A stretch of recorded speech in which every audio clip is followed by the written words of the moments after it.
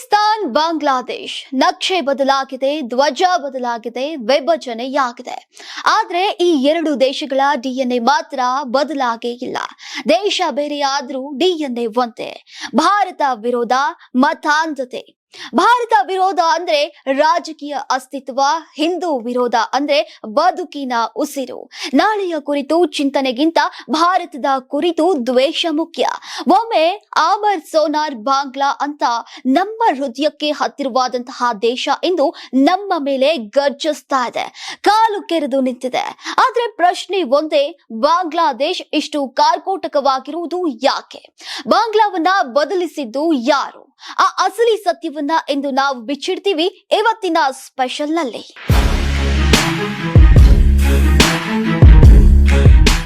ಕೇವಲ 2 ವರ್ಷಗಳ ಹಿಂದೆ ಬಾಂಗ್ಲಾದೇಶ ಎಂದರೆ ಭಾರತಕ್ಕೆ ಮುದ್ದಿನ ನೆರೆ ರಾಷ್ಟ್ರ. ಅಪಾರ ಪ್ರೀತಿ, ಪಾಕ್ ರಾಕ್ಷಸನ ಅತಿಕ್ರಮದಿಂದ ಮುಕ್ತಗೊಳಿಸಿದ್ದು ಭಾರತ. ಅಮರ್ ಸೋನಾರ್ ಬಾಂಗ್ಲಾ ಎನ್ನುತ್ತಾ ಬಾಂಗ್ಲಾವನ್ನು ಚಿನ್ನದ ಭೂಮಿಗೆ ಹೋಲಿಸಿ ಅವರಿಗೆ ರಾಷ್ಟ್ರಗೀತೆಯನ್ನ ಬರೆದುಕೊಟ್ಟಿದ್ದು ನಮ್ಮ ಟ್ಯಾಗೋರ್ ಎಂಬ ಹಿರಿಮೆ. ಜಲ ವಿದ್ಯುತ್ ಯೋಜನೆಗಳಿಗೆ ಸಾವಿರಾರು ಕೋಟಿ ಸಹಾಯ, ಜವಳಿ ವ್ಯಾಪಾರ, ಬಂಗಾಳದ ಹತ್ತಿ, ಢಾಕಾದ ಅಂಗಿ, ಜವಳಿ, ರಕ್ತ ಸಂಬಂಧದ ವ್ಯಾಪಾರ. ಭಾರತದಿಂದಲೇ ಚಪ್ಪಾಳಿ ಶಿಳ್ಳೆ ಅಂದ್ರೆ ಕ್ರಿಕೆಟ್ ಅಂಗಳದಲ್ಲಿ ಪಾಕಿಸ್ತಾನದ ವಿರುದ್ಧ ಬಾಂಗ್ಲಾವನ್ನು ನಾವು ಚಪ್ಪಾಳೆ ಹೊಡೆದು ಬೆಂಬಲಿಸಿದ್ವಿ. ಒಂದೇ ರಕ್ತ, ಒಂದೇ ಸಂಸ್ಕೃತಿ ಅಂತ ನಾವು ಹತ್ತಿರದವರಾಗಿದ್ವಿ. ಆದ್ರೆ ಅವೆಲ್ಲ ಕಳೆದ ದಿನಗಳ ಕನಸು. ಆದ್ರೆ ಇಂದು ನಮ್ಮದು, ನಮ್ಮವರು ಅಂತ ಅಂದುಕೊಂಡಿದ್ದಂತಹ ಬಾಂಗ್ಲಾದೇಶ ನಮ್ಮ ವಿಶ್ವಾಸಕ್ಕೆ ದ್ರೋಹ ಮಾಡ್ತಿದೆ.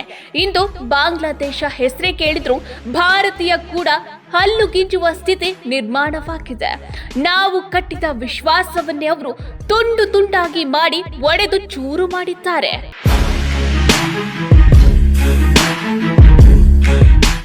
ಹೌದು, ಹಸೀನಾ ಸರ್ಕಾರ ಬಿತ್ತ ನಂತರ ವಾಹಕ ಪ್ರಧಾನಿಯಾಗಿ ಪ್ರಭಾವಕ್ಕೆ ಬಂದವರು ಮೊಹಮ್ಮದ್ ಯೂನಸ್. ನೊಬೆಲ್ ಬಹುಮಾನ ಪಡೆದ ವ್ಯಕ್ತಿ. ಅವರು ದೇಶ ಸುಧಾರಣೆ ಮಾಡ್ತಾರೆ ಅನ್ಸಿತ್ತು. ಆದ್ರೆ ಏನ್ ಮಾಡಿದ್ರು? ಉರಿಯುವ ಬೆಂಕಿಗೆ ಆತ ಕೂಡ ತುಪ್ಪ ಸುರಿಯುತ್ತಿದ್ದಾನೆ. ಶಾಂತಿ ನೊಬೆಲ್ ಪಡೆದ ವ್ಯಕ್ತಿ ದೇಶ ಸುಡುವ ರಾಜಕಾರಣ ಮಾಡ್ತಿದ್ದಾರೆ. ಯಾಕೆ? ಯೂನಸ್ಗೆ ಇಷ್ಟೇ ಭಯ. ಅವರಿಗೆ ಚುನಾವಣೆ ನಡೆಯಬಾರದು. ಅವರ ಗುಂಪಿನ ಎನ್ಸಿಪಿ ಅಧಿಕಾರಕ್ಕೆ ಬರ್ದೇ ಇದ್ರೆ, ಬಿಎನ್ಪಿ ಬಂದ್ರೆ ಅವರಿಗೆ ದೇಶ ಬಿಟ್ಟು ಗಡಿಯಾಚೆ ಓಡ್ಬೇಕಾಗುತ್ತದೆ. ಸದ್ಯ ಅದರ ನೆರವಿಗೆ ಬರ್ತಿದೆ ಮತಾಂಧರು. ಅರಾಜಕತೆ. ದೇಶಕ್ಕೆ ಸ್ಥೈರ್ಯ ಬೇಡ, ಅರಾಜಕತೆ ಇರಲಿ, ಆಗಲೇ ಅಧಿಕಾರವನ್ನು ಸರಿಯಾಗಿ ಉಣ್ಣಬಹುದು ಅನ್ನೋ ದುರಾಸೆ. ಅಷ್ಟೇ ಅಲ್ಲ, ಚುನಾವಣೆಗಾಗಿ ಬರುವ ಒತ್ತಡಕ್ಕೆ ವಿದ್ಯಾರ್ಥಿಗಳನ್ನ ಮುಂದಿಟ್ಟಿದ್ದಾರೆ. ಚುನಾವಣೆಯನ್ನು ಮುಂದೂಡೋ ಜಿಗುಪ್ಸೆ. ಮತಾಂಧರಿಗೆ ಪುನಃ ವೇದಿಕೆ. ಭಾರತದ ವಿರುದ್ಧ ಹಾಗೆ ಪಾಕ್ ಮತ್ತು ಚೀನಾ ಕಡೆಗೆ ಕುಣಿತ. ಇವೇ ಯೂನಸ್ನ ನಿಜವಾದ ಮುಖ. ಆದ್ರೂ ಅಂತಾರಾಷ್ಟ್ರೀಯ ಒತ್ತಡಕ್ಕೆ ಮಣಿದು ಫೆಬ್ರವರಿಯಲ್ಲಿ ಚುನಾವಣೆ ಘೋಷಣೆಯಾಗಿದೆ. ಮತ್ತು ಚುನಾವಣೆ 2024ರ ಸಾಂವಿಧಾನಿಕ ಬಿಕ್ಕಟ್ಟು ಮತ್ತು ಅವಾಮಿ ಈ ಒಕ್ಕೂಟದ ಅಮಾನತುಗೊಂಡ ದೇಶದ ನಂತರ ಪ್ರಮುಖ ಬದಲಾವಣೆ ತರಬಹುದು. ಈ ಜಾತಿಯ ಸಂಸತ್ತಿನ ಸದಸ್ಯರನ್ನು ಆಯ್ಕೆ ಮಾಡಲಾಗುವುದು. ಆಡಳಿತಾರೂಢ ಪಕ್ಷದ ಬದಲಾವಣೆ ಮತ್ತು ರಾಜಕೀಯ ಸಮತೋಲನವನ್ನು ಹೊಂದಿದೆ ಎಂದು ನಿರ್ಧರಿಸಲಿದೆ. ಆದ್ರೂ ಕೂಡ ನಮಗೆ ಈಗ ಬಾಂಗ್ಲಾ ಎಂದ್ರೆ ಅಂತ ಯಾವ ಪ್ರೀತಿಯೂ ಹುಟ್ಟುವುದಿಲ್ಲ. ಅಷ್ಟರ ಮಟ್ಟಿಗೆ ಬಾಂಗ್ಲಾ ಭಾರತ ಇಟ್ಟಿದ್ದ ನಂಬಿಕೆ, ವಿಶ್ವಾಸವನ್ನು ಛಿದ್ರಗೊಳಿಸಿದೆ. ನೊಬೆಲ್ ಶಾಂತಿ ಪುರಸ್ಕೃತ ಯೂನಸ್ ಕನಿಷ್ಠ ತಮಗೆ ದೊರಕಿದ್ದ ಗೌರವಕ್ಕಾದ್ರೂ ನ್ಯಾಯ ಒದಗಿಸುವ ಕೆಲಸ ಮಾಡಬೇಕಿತ್ತು.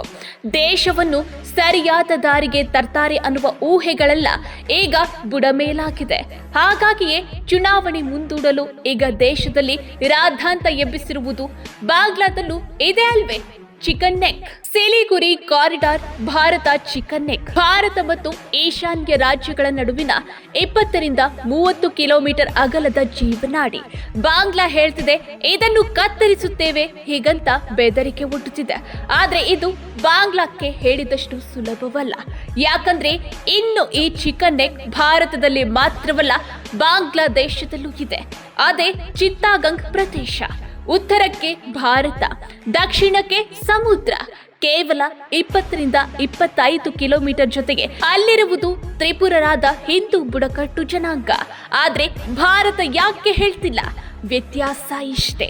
ಯಾಕಂದ್ರೆ ಬೆದರಿಕೆ ರಾಜಕೀಯ ಮಾಡೋದು ನಮ್ಮ ರಕ್ತದಲ್ಲೇ ಇಲ್ಲ ಅನ್ನೋದು.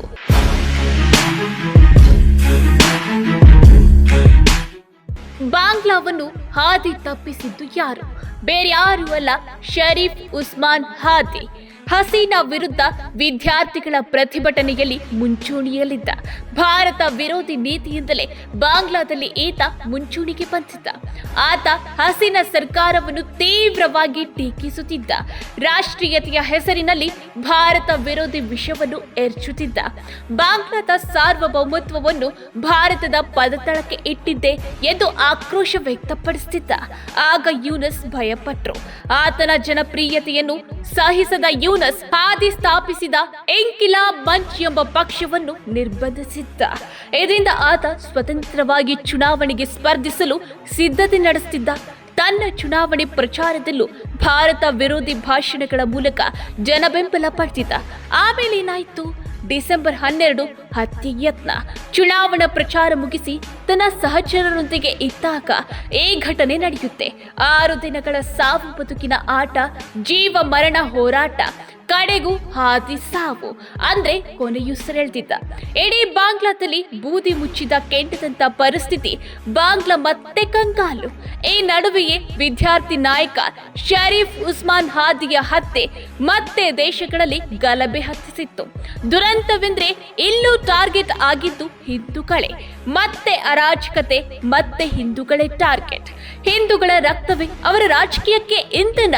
ಬಾಂಗ್ಲಾದ ಅಸ್ಥಿರತೆ ಭಾರತದ ಭದ್ರತೆಗೂ ಸ್ಫೋಟಕ ಹೌದಾ? ಹಾಗಾದ್ರೆ ಭಾರತಕ್ಕೆ ಯಾಕೆ ದೊಡ್ಡ ಅಪಾಯ ಅಂತ ಕೇಳೋದಾದ್ರೆ, ಭಾರತ ಈಗಾಗಲೇ ಪಾಕಿಸ್ತಾನ, ಚೀನಾದಿಂದ ಬೆದರಿಕೆ ಎದುರಿಸುತ್ತಿದೆ. ಇದೇ ವೇಳೆ ಬಾಂಗ್ಲಾದಲ್ಲೂ ಭಾರತ ವಿರೋಧಿ ಘಟನೆಗಳು ನಡೆಯುತ್ತಿರುವುದು ತುಂಬಾ ಅಪಾಯಕಾರಿ. ಚೀನಾ ಪಾಕಿಸ್ತಾನದ ಜೊತೆಗೆ ಬಾಂಗ್ಲಾ ಸೇರಿಸಿದ್ರೆ 2 ಫ್ರಂಟ್ ವಾರ್ ಅಲ್ಲ, 3 ಫ್ರಂಟ್ ವಾರ್ ಎದುರಿಸಬೇಕಾಗುತ್ತದೆ. ಸದ್ಯ ಪಾಕ್ ಚೀನಾಗೆ ಭಾರತಕ್ಕೆ ಹಾನಿ ಮಾಡೋ ವೇದಿಕೆ ಅಂದ್ರೆ ಅದು ಬಾಂಗ್ಲಾ. ISI ಏಜೆಂಟರು ಈಗಾಗಲೇ ಬಾಂಗ್ಲಾದಲ್ಲಿ ಹೊಸ ಜಾಲ ಬಿಚ್ಚಿದ್ದಾರೆ. ಪಾಕ್ ಅಧಿಕಾರಿಗಳು ಗುಪ್ತ ಭೇಟಿಗಳು, ಈಗಾಗಲೇ ಚಟುವಟಿಕೆಗಳು ಶುರುವಾಗಿದೆ. ಚೀನಾ ಮಿಲಿಟರಿ ಪ್ರವೇಶ, ಈಶಾನ್ಯ ಪ್ರತ್ಯೇಕಗೊಳಿಸೋ ಹೇಳಿಕೆ. ಬಾಂಗ್ಲಾದಲ್ಲಿ ಅಸ್ಥಿರತೆ ಉಂಟಾದಾಗಲೆಲ್ಲ ಅಲ್ಲಿನ ಜನ ಭಾರತದ ಗಡಿ ದಾಟುತ್ತಾರೆ. ಅಂದ್ರೆ ಭಾರತಕ್ಕೆ ಹೊಸ ವಲಸೆ ಆತಂಕ. ಭಾರತಕ್ಕೆ ಶತ್ರುಗಳ ಕೊರತೆ ಇಲ್ಲ, ಆದ್ರೂ ಕೂಡ 3ನೇ ಶತ್ರು ಬೇಕಾಗಿಲ್ಲ. ಯಾಕಂದ್ರೆ ಈ ಬೆಳವಣಿಗೆ ಭಾರತದ ಭದ್ರತೆಗೆ ಸವಾಲಾಗ್ತಿದೆ. ಪ್ರಮುಖ ಆರೋಪಿ ಫೈಜಲ್ ಕರೀಂ, 20 ಮಂದಿ ಬಂಧನ, ಒಬ್ಬ ಕಾರ್ಪೊರೇಟರ್ ಕೈವಾಡ, ಕೋಟ್ಯಾಂತರ ಹಣ ಟ್ರಾನ್ಸ್ಫರ್, ಎಲ್ಲ ಸಾಕ್ಷಿ ಬಾಂಗ್ಲಾದೊಳಗಿದೆ. ಆದ್ರೂ ಯೂನಸ್ ಹೇಳ್ತಾರೆ, ಬೊಟ್ಟು ಮಾಡಿ ತೋರಿಸ್ತಾರೆ. ಹತ್ಯೆಗಾರರು ಭಾರತದ ಗಡಿ ದಾಟಿದ್ದಾರೆ, ಕಿಲ್ಲರ್ಸ್ ಇಂಡಿಯಾದಲ್ಲೇ ಇದ್ದಾರೆ, ಅವರನ್ನ ಹಸ್ತಾಂತರಿಸಿ ನಮಗೆ ಕೊಡಿ, ಹೇಗಂತ ಭಾರತದ ಮೇಲೆ ಗೂಬೆ ಕೂರಿಸ್ತಿದೆ ಯೂನಸ್ ಸರ್ಕಾರ. ಸತ್ಯ ಗೊತ್ತಿದ್ರೂ ದೋಷಿಸೋದು ಮಾತ್ರ ಭಾರತ ಮೇಲೆ. ಶೇಖ್ ಹಸೀನಾ ಅಧಿಕಾರ ಹಾಗೂ ದೇಶ ತ್ಯಜಿಸಿದ ನಂತರ ದೊಡ್ಡ ಮಟ್ಟದಲ್ಲಿ ಗಲಭೆ ಸಂಭವಿಸಿತು. ಹಿಂದೂಗಳ ಮನೆ, ಪೂಜಾ ಸ್ಥಳ, ವ್ಯಾಪಾರ ಸ್ಥಳಗಳ ಮೇಲೆ ದಾಳಿ ನಡೆಸಿ ಲೂಟಿ ಮಾಡಿತು. ಹಲವರನ್ನು ಕೊಂದೇ ಹಾಕ್ತು. ಸರ್ಕಾರ ಸಾವನ್ನಪ್ಪಿದ ಹಿಂದೂಗಳ ಕುರಿತು ತೋರಿಕೆಯ ಲೆಕ್ಕ ಕೊಡುತ್ತಿದೆಯಾದ್ರೂ ಅಸಲಿ ಲೆಕ್ಕ ಬಹಿರಂಗ ಆಗ್ತಾನೆ ಇಲ್ಲ. 2024 ಆಗಸ್ಟ್ 5ರಿಂದ 20 ನಡುವೆ 49 ಜಿಲ್ಲೆಗಳಲ್ಲಿ 1068 ದಾಳಿಗಳು ನಡೆದಿವೆ. ಇದರಲ್ಲಿ ಹೆಚ್ಚಿನ ದಾಳಿ ಕುಲ್ನಾ ಪ್ರದೇಶದಲ್ಲಿ ನಡೆದಿದೆ. 295 ಹಿಂದೂಗಳ ಮನೆ ಹಾಗೂ ಅಂಗಡಿಗಳನ್ನು ನಾಶಪಡಿಸಲಾಗಿದೆ.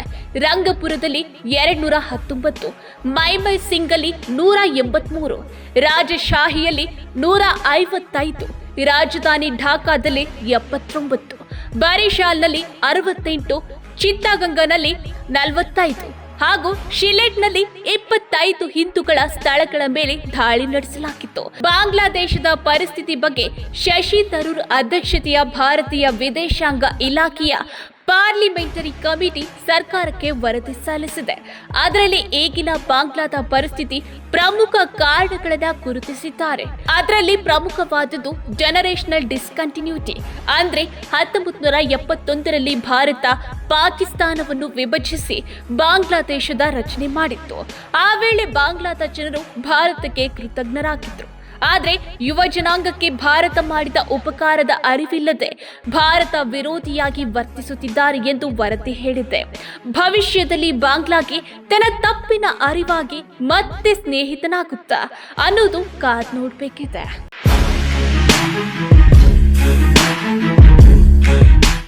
ಪಾಕಿಸ್ತಾನ್ ಹಳೆಯ ದಿನದಿಂದಾನೇ ಭಾರತದ ಶತ್ರು. ಆದ್ರೆ ಬಾಂಗ್ಲಾದೇಶ್ ನಾವು ಬಂತು ರಕ್ತ ಸುರಿದು ಪ್ರಾಣ ಒಡ್ಡಿ ಅವರನ್ನ ರಕ್ಷಿಸಿದ್ದೇ ನಾವು. ಅವರು ಇಂದು ಬದುಕಿನಲ್ಲಿ ಬಂಗಾರದ ಕನಸು ಕಾಣ್ತಾ ಇದ್ರೆ ಅದಕ್ಕೆ ಕಾರಣ ನಮ್ಮ ಭಾರತ. ಆದ್ರೆ ಅಲ್ಲಿ ಸ್ನೇಹ ಸಾಯ್ತಾ ಇದೆ, ನಂಬಿಕೆ ಕೊಲ್ಲಲ್ಪಡ್ತಾ ಇದೆ, ವಿಶ್ವಾಸಕ್ಕೆ ಬೆಲೆ ಇಲ್ಲ.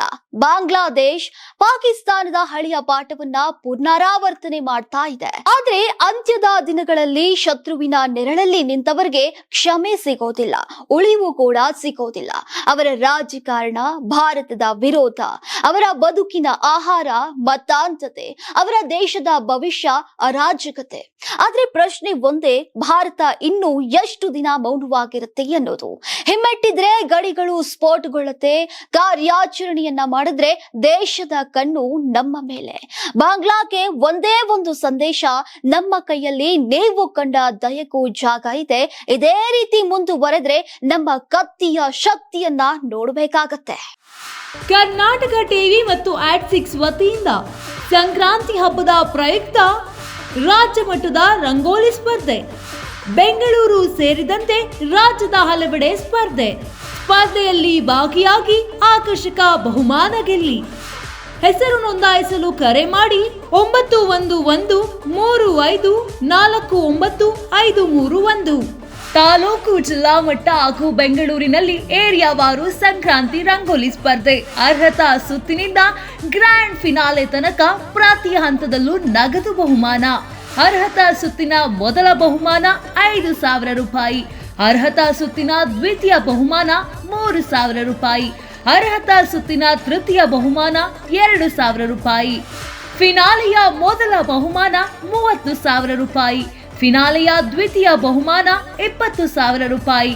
ಫಿನಾಲೆಯ ತೃತೀಯ ಬಹುಮಾನ 10,000 ರೂಪಾಯಿ. ಒಟ್ಟಾರೆ 5 ಲಕ್ಷ ನಗದು ಬಹುಮಾನ ವಿತರಣೆ.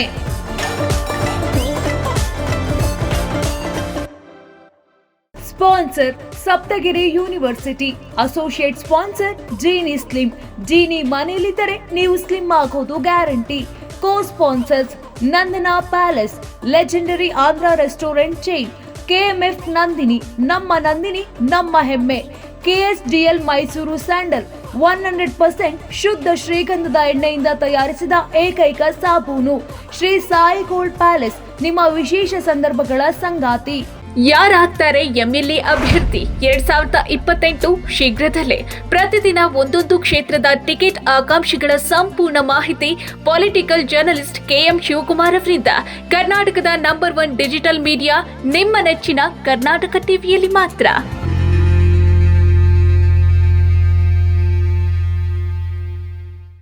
ನೀವು ಸಣ್ಣ ಆಗ್ಬೇಕಲ್ವಾ? ಅದು ಒಂದು ಉತ್ತಮ ಆಹಾರದಿಂದ ಸಣ್ಣ ಆಗ್ಬೇಕಲ್ವಾ? ಪ್ರತಿದಿನ ನಮ್ಮ ಜೀನಿ ಸ್ಲಿಮ್ ನ ಯೂಸ್ ಮಾಡಿ ಯಾವುದೇ ಸೈಡ್ ಎಫೆಕ್ಟ್ ಇಲ್ದಂಗೆ ನೀವು ಸಣ್ಣ ಆಗ್ತೀರಾ.